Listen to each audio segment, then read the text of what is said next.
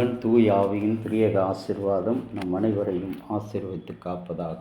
ஆமென். இந்த காலை நேர சிந்தனைக்காக யோசுவாவின் புஸ்தகம் 3ஆம் அதிகாரம் 5வது வசனம். யோசுவா ஜனங்களை பார்த்து, உங்களை சுத்திகரித்து கொள்ளுங்கள், நாளைக்கு கர்த்தர் உங்கள் நடுவில் அற்புதங்களை செய்வார் என்றார். அன்பான இறை மக்களே, நாளைக்கு கர்த்தர் உங்கள் நடுவில் அற்புதம் செய்வார். ஆகவே நீ இன்றைக்கே ஆயத்தப்படு, உங்களை சுத்திகரித்து கொள்ளுங்கள் என்று சொல்கிறார்.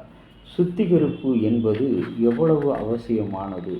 அது உடல் பூர்வமாக, ஆரோக்கியபூர்வமாக, சுகாதாரபூர்வமாக சொல்லப்படுகிற ஒரு உண்மையான ஒரு காரியம்.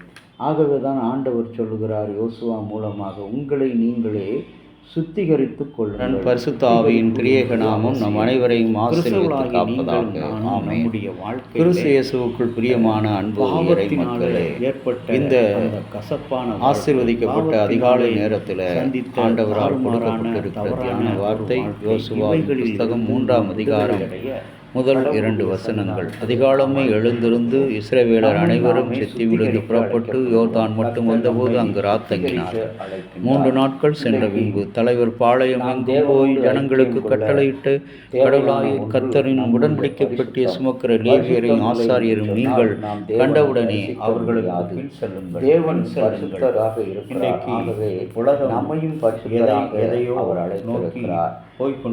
தேவன் தங்களிடத்தில் எதிர்பார்க்கும் மக்களை நினைக்காதவர்களாக நாகரிகங்களை அநேக நேரங்கள் இந்த அருமையான காரியத்திலே 6ஆம் அதிகாரம் 8வது வசனத்திலே நியாயம் செய்து இரக்கத்தை சிநேகித்து தேவனுக்கு முன்பாக மனத்தாழ்மையோடு நடப்பதை அல்லாமல் கர்த்தருடைய உடன்படிக்கை கடவுளுடைய சுமக்கின்ற லேவியர்களின் ஆசாரியர்களை கண்டு அவர்களை ஏழை எளியவர்களுக்கு நியாயம் செய்த யோசுவா தேவனுக்கு இஸ்ரவேலர்களுக்கு தாழ்மையாக கடவுளுடைய அன்பான இறை மக்களுடைய அதிகாரத்தை காட்டுகிறோம். நம்முடைய மசல் ஸ்காரை காட்டுகிறோம். வேதத்தின் தாழ்மையை காட்டுகிறோம். நம்முடைய முரண்பாடுகளுக்கான தீர்வு என்னும் புத்தகத்தில் நம்முடைய அவர்களுக்கு எழுதினுடைய வளத்தை காட்டுகிற நோக்கமாக குடும்பத்தின் அல்லது அப்படி காட்டுகிறவர்கள் தீர்வு காணும்போது அடையாளம் இல்லாமல் இருவருமே அதன் தொலைந்து போவார்கள், எரிந்து சாம்பலாகி போய் முரண்பாடுகளை தீர்ப்பது தைரியம். ஆகவேதான் அன்கரை கடவுள் சொல்கிறார், உங்களை நீங்கள் பரிசுத்த சம்பந்தப்பட்ட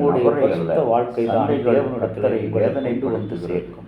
அவருக்கு கர்த்தருடைய கசாப்பு கடைக்காரன் தன்னை தான் தாழ்மையிலும் அன்பிலும் உயர்த்திக்கடை வைத்திருக்கிறவன் அவருடைய வாழ்க்கையில் ஒரு நாள் வினோதமான முறையில் மாறாக இருந்து கொண்ட நண்பர்களே, நாங்கள் எத்தனை நாட்கள் அந்த முல்லை ஆட்டிக்கொண்டு அந்த மலை என்று சொல்லி இப்பொழுது கடல் வியாபாரத்திலே அந்த பெருகுறளால் எப்படியா சண்டை போடுவது, எதற்கு சண்டை போடுவது என்று சொல்லி அந்த அடுத்த துறவி முன்பெல்லாம் தராதற்கு எடையை குறைக்க வாடிக்கையாளர்களை சாமர்த்தியமாக தான் நம்மளாக உள்ள வாழ்க்கைகள் வரும். ஆனால் கிறிஸ்தவனாக மாறிவிட்டவர்களோடு இந்த பழக்கத்தை எல்லாம் இறை மக்களை சொல்லப்போனால் அப்பொழுது இருக்கும் எடைக்கு மேலாக பறித்துண்டை அதிகமாக போட்டு அவர்களை நான் வைக்கிறேன்.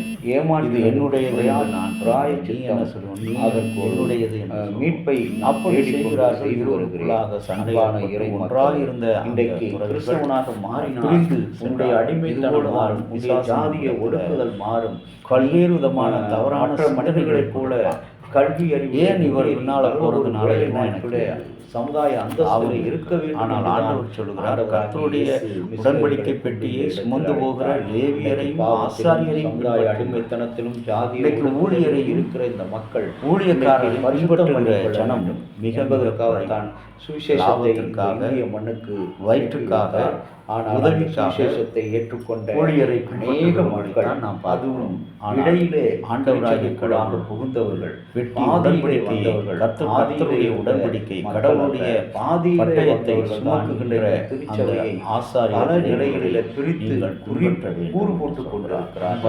இந்த கசாப்பு கடைக்காரன் போல ஏமாற்றி கொடுத்திருக்கிறார். நல்ல அழைய தராசின் அவருடைய உடன் ஊழியரை தன்னுடைய பெருவர்களினால் ஆண்டவராகிய இயேசுவை இந்த ஜாதி இயேசுவை பின்பற்ற நான் என்ன செய்ய வேண்டும் என்று சொல்லி வாலிபன் மாற வேண்டும். ஆகவேதான் ஆண்டவர் எல்லாவற்றையும் மூலமாக என் அன்பு மகனே, உன்னை நீ கிறிஸ்தவனாக மாறிவிட்டாய், சிலுவை எடுத்துக்கொண்டு வா என்று சொல்லும்போது அந்த அடையாளம், பொருள், அர்த்தம் என்ன? குணங்கள் மாறிய துன்பத்தோடும் கஷ்டத்தோடும் கவலையோடும் இடைஞ்சலோடும் அடிப்படை கருத்தியல்கள் மாறி இருக்க வேண்டும். அது மாறவில்லை என்பதோடு கிறிஸ்தவனாய் பயணிக்கிற இல்லை. அப்படிப்பட்ட வாழ்க்கைக்கு தான் ஆண்டவர் நாளைக்கு நம்முடைய வாழ்க்கையில் அவர் அற்புதம் செய்ய வேண்டும். நாம் அநேக நேரங்களில் இந்த நம்மை துன்பத்தோடு பயணிக்கும் போது சண்டைகள், சச்சரவுகளும் கடவுளால் பரிசுத்தம் பண்ணப்பட்ட ஒரு வாழ்க்கையாக, கடவுளால் நேசிக்கப்பட்ட ஒரு வாழ்க்கையாக இருக்கிறது. அந்த வாழ்வு குழப்பங்களுக்கு இன்றைக்கு கர்த்தரை நோக்கி ஜெபிக்கலாம்.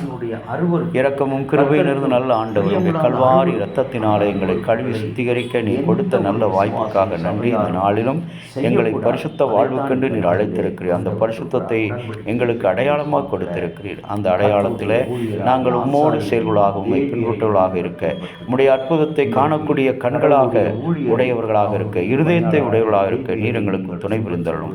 இறைமகனை, இந்த நாளிலும் நம்முடைய தரங்கை அத்தியட்சர், ஆலோசனை சங்க செயலர், அருமையான உறுப்பினர்கள் அவர்களுக்குள்ளாக ஒரு நல்ல இணக்கத்தை, நல்ல ஒற்றுமை உணர்வையும் ஐக்கிய உணர்வையும் கொடுத்து அவர்களுக்குள்ளாக ஒரு பரிசுத்த ஜீவியத்தையும் பரிசுத்த நிர்வாகத்தையும் பரிசுத்த ஒரு ஆளுகையும் அதிகாரத்தையும் கொடுக்க ஆண்டவருடைய கரத்தில் மன்றாடுகிறோம். ஒருவருக்கு விட்டு கொடுத்து மனத்தாழ்மையாக இருப்பதை தவிர வேறு எண்ணத்தை கடவுளிடத்தில் எதிர்பார்க்கிறார்கள் என்று சொல்கிறார். அப்படிப்பட்ட வாழ்வுக்கு எங்களை ஆயத்தப்படுத்தும்.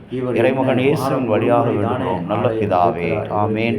தந்தையாகிய கடவுளின் அன்பும் மைந்தராகிய இயேசுனுடைய அருளும் பரிசுத்த ஆவியினுடைய நல்ல உறவும் பாதுகாப்பும் உங்கள் அனைவரோடு கூட இருப்பதாக. ஆசாரியரின் பின்பற்றுங்கள் என்ற ஒரு பாரமான உணவை நினைவு நீ அவர்கள் கட்டளையிடும். இயேசுவின் நாமத்தில் வேண்டுகிறோம் நல்ல பிதாவே, ஆமேன். தந்தையாகிய கடவுளின் அன்பும் மைந்தராகிய இயேசுனுடைய அருளும் பரிசுத்த ஆவியினுடைய நல்ல உறவும் பாதுகாப்பும் உங்கள் அனைவரோடு கூட இருப்பதாக. ஆமேன்.